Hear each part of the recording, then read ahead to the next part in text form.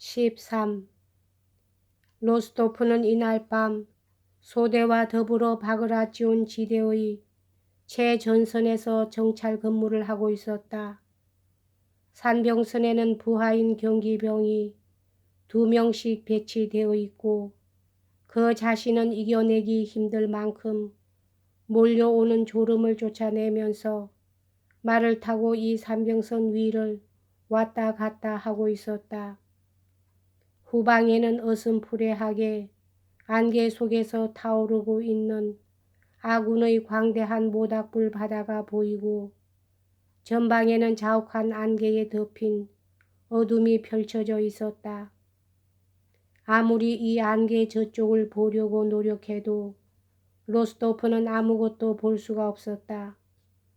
무엇인가가 때로는 잿빛으로 때로는 거무스름하게 보이는가 하면 당연히 적군이 있을 곳에 불같은 것이 가물거리는 것 같기도 하고 그런가 하면 이것은 다만 자기의 눈속이 반짝이고 있는 것이 아닌가 고도 생각되었다. 그의 눈은 저절로 감겨진다. 그러자 공상 속에 황제와 제니소프와 모스크바의 추억이 떠오른다. 그는 다급히 눈을 떴다. 그러자 바로 가까이에 자기가 타고 있는 말의 머리와 귀가 보이고 때로는 6걸음 정도의 가까이에서도 알아채지 못하고 부딪히게 되면서 경기병의 검은 그림자를 보았지만 먼 저쪽은 여전히 짙은 안개에 덮인 어둠이 있을 뿐이었다. 어째서 이상한가? 얼마든지 있을 수 있는 일이 아닌가 하고 로스토프는 생각했다.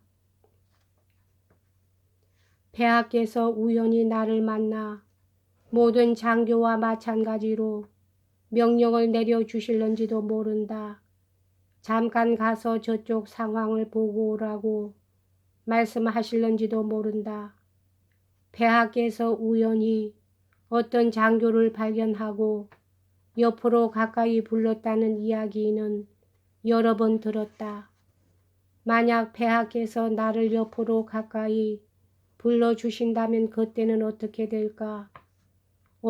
그때야말로 나는 목숨을 내걸고 폐하를 수호하고 있는 그대로의 진상을 속속들이 여쭙고 측근에 있는 기만 자들의 낚아죽을 홀랑 벗겨주련만. 그리고 로스토프는 황제에 대한 자신의 애정과 충성을 생생하게 마음속에 그려내기 위해서 적병과 독일인의 기만 자들을 상상해보고 이들을 기꺼이 죽여버릴 뿐만 아니라 황제 앞에서 두 뺨을 갈겨주는 공상을 해보았다. 갑자기 멀리서 들리는 외침 소리가 그의 잠을 깨웠다. 그는 몸을 떨며 눈을 떴다. 나는 지금 어디에 있는 거지? 그렇다. 여긴 산병선이다. 군호와 암호는 곤봉과 올미쳐였지. 내일 우리들의 중대가 예비로 돌려진다니 정말 화가 난다. 하고 그는 생각했다. 전투에 참가할 수 있도록 부탁해보자. 혹은 이것이 황제를 배울 유일한 기회가 될는지도 모른다. 그렇다. 이제 교대까지는 얼마 남지도 않았다. 다시 한 바퀴 돌고 올까? 그리고 귀대하면 곧 각하한테로 가서 부탁해보자. 그는 안장 위에서 자세를 바로잡고 다시 한번 부하 경기병들을 순시하기 위해 말을 전진시켰다. 어쩐지 사방이 조금 밝아진 것 같은 느낌이 들었다. 왼쪽에는 부드럽고 밝은 경사면과 그 정면에 벽처럼 가파른 검은 언덕이 보였다.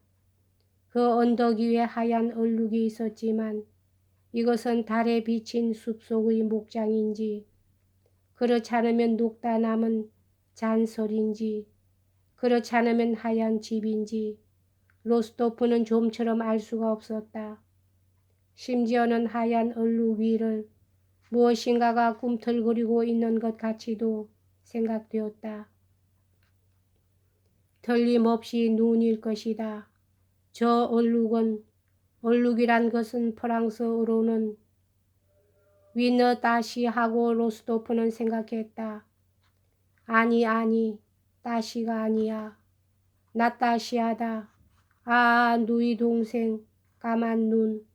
나따시가. 내가 폐하를 보았다는 것을 얘기하면 누이 동생은 얼마나 놀랄까. 나따시가, 따시가를 집어다오. 조금 오른쪽으로 비켜서세요, 소위님. 거기는 덤불입니다. 로스토프가 꾸벅꾸벅 졸면서 말을 몰고 가니까 옆에 있던 한 경기병이 이렇게 말했다. 어느새 말의 갈기까지 닿도록 수그러진 머리를 들고 로스토프는 병사 옆에 멈추었다. 어린애 같은 졸음이 이겨낼 수 없을 만큼 그를 엄습하는 것이었다. 아, 그런데 나는 무엇을 생각하고 있는 것일까? 잊어서는 안 된다. 황제에게 어떻게 여쭈어야 하느냐는 것이었지. 아니, 그렇지 않아. 그건 내일의 일이다. 그렇다. 나 따시고 나서 뚜비있지. 나서 누구를? 경기병들이다. 경기병과 위수염. 이 위수염을 기른 경기병이 뜨베르스 까야 거리를 말을 타고 갔었다. 나는 아직도 그것에 대해서 생각하고 있었다. 그것은 구리예픈의 집의 바로 정면이었지. 구리예픈 노인. 아, 그런데 제니소프는 좋은 사나이야. 그러나 이런 것은 모두 쓸데없는 것이 아니냐 말이다. 중요한 것은 지금 황제께서 거기에 와 계시다는 것이다. 그렇다. 황제께서는 나를 보시고 무엇인가 말씀하려 하시다가 그것을 입 밖에 낼 용기가 없으셨던 것이다. 아니, 용기가 없었던 것은 바로 나다. 그러나 이런 건 역시 쓸데없는 것이다. 무엇인가 중대한 일을 생각하고 있다는 것을 잊지 않는 것이 중요하다.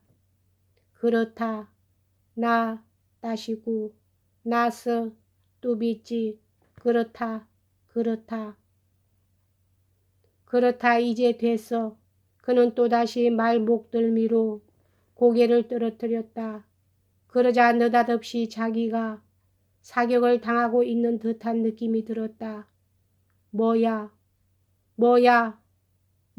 베어 죽여라, 뭐야 하고 로스토프는 제정신이 들자 이렇게 말했다.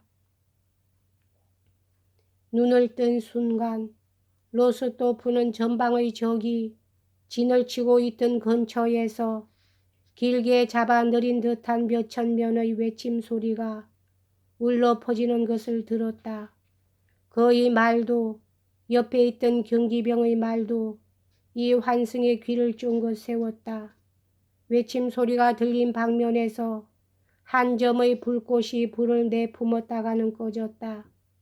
이어 또 한 점, 이오코 산 위 프랑스군의 산병선에 걸쳐서 불이 켜지고 외침 소리는 차츰차츰 높아져 갔다.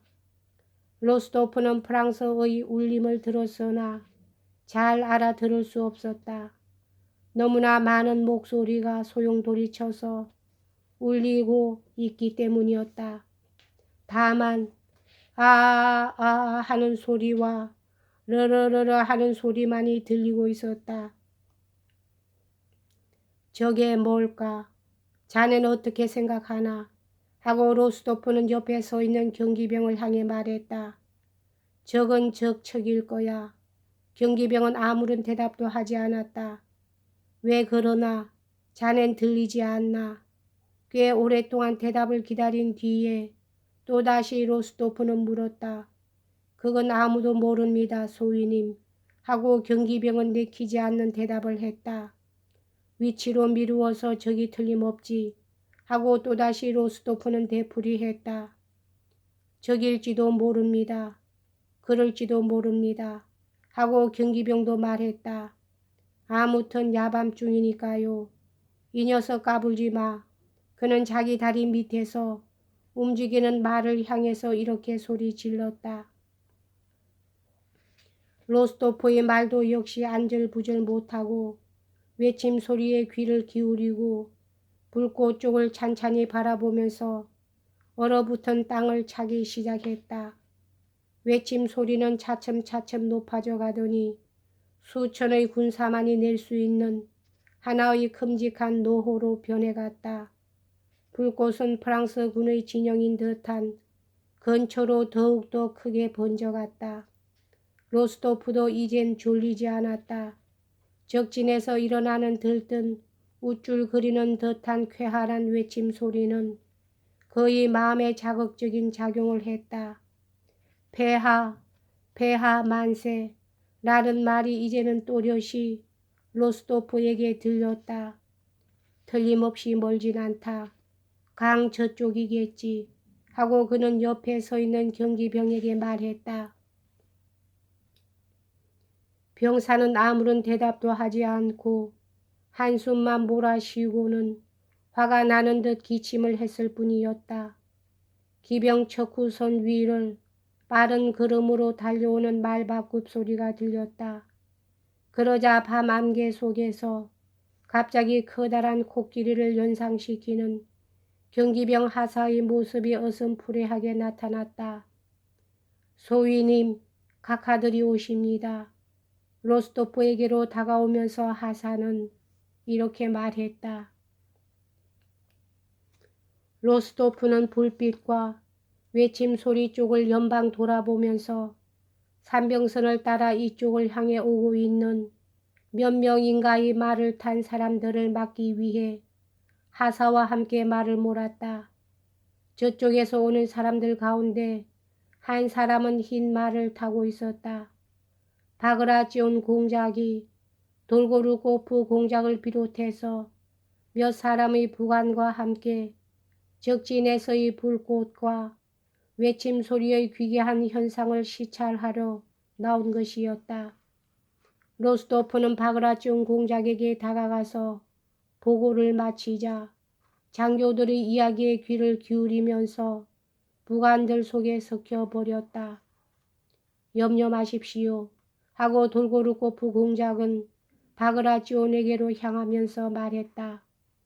이것은 간계 이상의 아무것도 아닙니다. 적은 퇴각했습니다. 그리고 우리들을 속이기 위해서 후위에 명령하여 불을 지르고 떠들고 하고 있는 것입니다.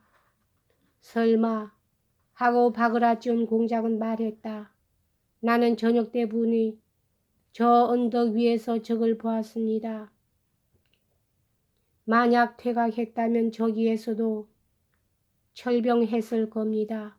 이봐 장교 하고 바그라치온 공작은 로스토프에게 말을 걸었다. 저기에는 아직도 적의 보초가 있나? 저녁 때에는 있었습니다만 지금은 어떤지 알 수가 없습니다. 각하. 명령을 내려주십시오. 제가 경기병들을 데리고 가보겠습니다. 하고 로스토프가 대답했다. 바그라치온은 말을 멈추어 세운 채 대답을 하지 않고 안개 속에서 로스토프의 얼굴을 알아보려고 애썼다. 좋아, 가보고 오게. 잠시 잠자코 있다가 그는 말했다. 알겠습니다. 로스토프는 말에 박차를 가하고 하사인 페드첸코와 그 밖의 두 병사를 불러서 자기 뒤를 따라오도록 명령했다. 그리고 여전히 외침 소리가 계속되고 있는 쪽을 향해 산기슭으로 질주했다. 로스토프는 아직 아무도 자기보다 먼저 가본 적이 없는 이 신비롭고 위험한 짙은 안개 속 멀리로 새 병사들을 데리고 혼자서 가는 것이 두렵기도 하고 유쾌하기도 했다. 바그라치온은 산 위에서 강가에서 더 앞으로는 나가지 말라고 소리쳤다. 그러나 로스토프는 그 말이 귀에 들리지 않는 채 하고 말을 세우지도 않고 앞으로 나아갔다. 그리고 줄곧 덤불을 나무로 도랑을 사람으로 잘못 보고는 이내 그 잘못을 스스로 타일렀다. 빠른 걸음으로 산을 내려가자 벌써 불은 아군의 것도 적적의 것도 보이지 않게 되었지만 프랑스 군의 외침은 더욱더 높고 더욱더 뚜렷하게 들렸다. 움푹 파진 곳으로 나갔을 때 그는 눈앞에 무엇인가 내 같은 것을 발견했다. 그러나 가까이 가보고 수레가 왕래하는 도로라는 것을 알았다.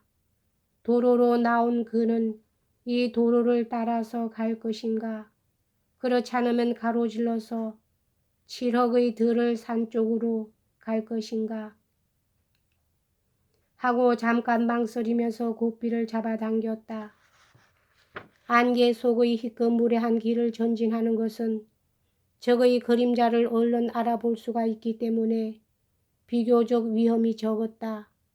자, 나를 따라와 하고 그는 길을 가로질러 저녁 때부터 프랑스 보초가 서 있던 지점을 향해서 빠른 걸음으로 산을 오르기 시작했다. 소위님, 저깁니다. 뒤에서 경기병 한 사람이 말했다. 갑자기 안개 속에 나타난 검은 것을 로스토프가 미처 무엇인지 식별할 겨를도 없이 벼랑간 번쩍하고 불꽃이 번떡이며 총소리가 들렸다. 타나는 무엇인가를 하소연하듯이 안개 속을 머리 위로 높이 소리를 내면서 어디론지 날아가 버렸다. 또 하나의 총은 발사되지는 않았으나 약실에서 불꽃이 튀었다. 로스토프는 말머리를 돌려 빠른 걸음으로 돌아왔다. 또 네 발의 총소리가 고르지 않은 사이를 두고 울리고 탄화는 어딘지 안개 속에서 역시 갖가지 소리를 내며 울렸다. 주인과 마찬가지로 총소리에 용기를 내는 말을 억누르면서 로스토프는 보통 걸음으로 걷기 시작했다. 자, 더 해라, 더. 그의 마음속에서 그 어떤 쾌활한 목소리가 이렇게 말하였다. 그러나 총소리는 더 이상 일어나지 않았다. 간신히 바그라지온 쪽으로 다가갔을 때에야 그는 비로소 말에게 박차를 가하여 달리게 하고 한 손을 모자 차양에 대면서 장군 옆으로 가까이 말을 몰아붙였다. 돌고루 꼬프는 여전히 프랑스 군은 퇴각했으나 그저 아군을 속이기 위해서 불을 피우고 있는 것이라고 자기의 의견을 주장하고 있었다. 그건 대체 무엇을 증명하고 있는 것일까요? 로스토프가 다가갔을 때 그는 이렇게 말했다. 적은 퇴각하고 보초만 남겨두었는지도 모릅니다. 아무래도 아직은 완전히 후퇴한 것 같지 않습니다. 공작. 하고 바그라치오는 말했다. 내일 아침까지입니다. 내일은 전부 알게 되겠지요. 산 위에 보초병이 있습니다. 각하. 저녁 때부터 같은 위치에 있습니다. 손을 모자의 차양에 대고 몸을 앞으로 구부리면서 로스토프는 보고했다. 그는 이 정찰이라기보다도 특히 탄환의 울림으로 유발된 밝은 미소를 금할 수가 없었다. 좋아, 좋아 하고 바그라치오는 말했다. 수고했네, 여보게. 각하 하고 로스토프는 말했다. 각하께 정이 있습니다. 뭔가 내일 저희들의 중대는 예비로 돌려져 있습니다만 아무쪼록 저를 제1중대로 파견해 주시지 않겠습니까? 성이 뭔가? 로스토프 백작입니다. 아, 좋아. 전령으로서 내 옆에 있게. 일리아 안드레비치 아드님인가? 하고 돌고루 꼬프가 물었다. 그러나 로스토프는 이것에 대답하지 않았다. 그럼 기대하고 있겠습니다, 각하. 그렇게 명령을 내려주지. 내일은 마침내 그 어떤 명령을 지니고 폐하 한테로 파견될지도 모르겠다 하고 그는 생각했다. 근사하다. 적진의 함성이 일어나고 불빛이 나타난 것은 각 대에서 나폴레옹의 명령이 낭독되었을 때 황제 자신이 진영을 순시했기 때문이었다. 병사들은 황제를 보자 집단에 불을 붙여 황제 만세 하고 외치면서 그의 뒤를 따라 달렸다. 나폴레옹의 명령이란 다음과 같은 것이었다. 병사들이여, 러시아군은 울름에서 겪은 오스트리아군의 원수를 갚기 위해 그대들을 적으로 하여 싸우려 하고 있다. 이것은 그대들의 홀라브르노에서 격파한 이후 줄곧 이곳까지 추격하여 온 바로 그 군대이다. 지금 우군이 점령하고 있는 진지는 요해로서 만약 적군이 우리의 우익을 우회하려면 적군은 우리에게 청면을 노출하게 될 것이다. 병사들이여, 짐은 친히 그대들을 지휘하겠노라. 만약 그대들이 평상시의 용기로 적의 대오의 혼란을 일으키게 한다면 짐은 멀리 포화로부터 몸을 피하게 될 것이다. 그러나 만약 비록 한순간일지라도 우군의 승리에 의심을 품게 된다면 그대들은 적의 최초의 포탄에 몸을 맡기는 그대들의 황제를 보게 될 것이다. 왜냐하면 승리에는 주저가 없기 때문이다. 특히 우리나라의 명예를 위해서 참으로 없어서는 안 될 프랑스 보병의 명예가 운이 되고 있는 오늘날 특히 그러함을 믿노라. 부상병 후송의 구실 아래 대오를 어지럽히지 말지어다. 우리 국민에 대한 극도의 정오에 의해서 고무되어 있는 이들 영국의 용병들을 반드시 정복하지 않으면 안 된다는 일념을 각자의 가슴속 깊이 새겨둘 것을 바라노라. 이 승리에 의해서 원정은 종결되고 그대들은 겨울철의 병영으로 돌아갈 수 있다. 그리고 거기에서 그대들은 목화 평성 중인 새로운 프랑스 군대를 보게 될 것이다. 그때 짐이 체결하는 강화 조약은 짐의 백성, 그대들, 그리고 짐에 대하여 값어치가 있는 것이 될 것이다. 나폴레옹. 여기까지 하겠습니다.